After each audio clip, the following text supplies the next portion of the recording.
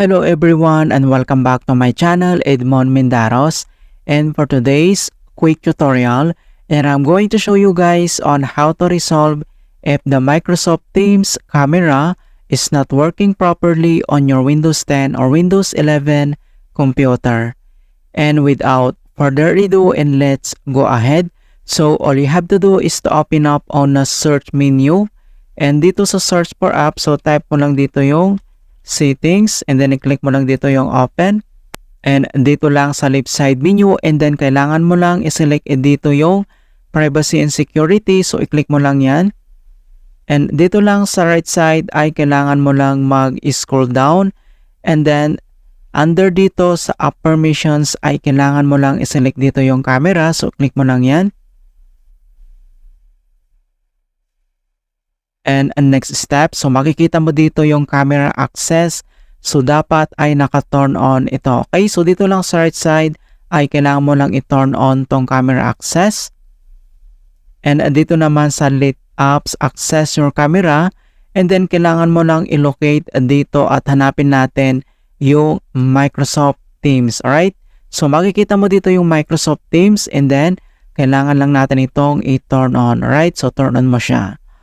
Okay, so once okay na dito and other solution na pwede natin gawin, so close lang natin tong settings and then dito lang sa ating Chrome web browser, so open lang natin yan at dito lang sa upper right side, kailangan mo lang i-click dito yung tatlong dot and next step is scroll down and then select mo lang dito yung settings and dito lang sa left side menu and then kailangan mo lang i-select dito yung privacy and security, so click mo lang yan and dito lang sa right side ay kailangan mo lang mag-scroll down and select mo lang dito yung site settings. So, i-click mo lang yan. So, dito sa site settings and then scroll down ulit. At under dito lang sa permissions ay select mo lang dito yung camera. So, i-click mo lang yan.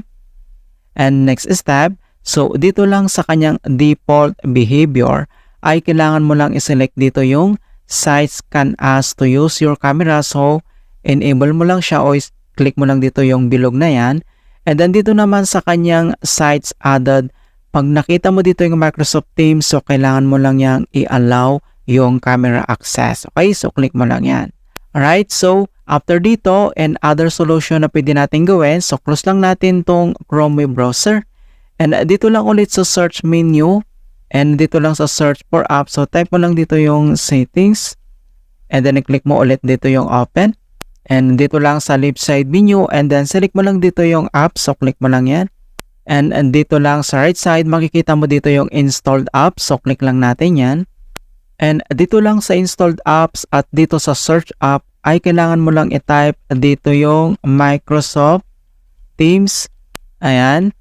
At automatic mga kaibigan na makikita mo kaagad dito yung Microsoft Teams. So select ka lang dito and dito lang sa right side i-click mo lang yung tatlong dot. And then select mo lang dito yung advanced option.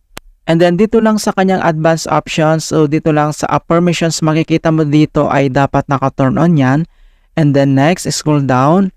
At dito lang sa kanyang reset ay kailangan mo lang i-refer. Okay? So i-click mo lang dito yung refer and wait natin ma-complete yung process. Right? So after dito sa repair process and then close lang natin tong settings. At dito lang sa start menu at kailangan mo lang mag-restart. Okay, click mo lang yan. Alright, so ganoon lang po kasimple on how to fix Microsoft Teams camera not working properly on Windows 11. And please don't forget to like this video and subscribe to my channel for more quality content. Thank you guys and see you in my next tutorial.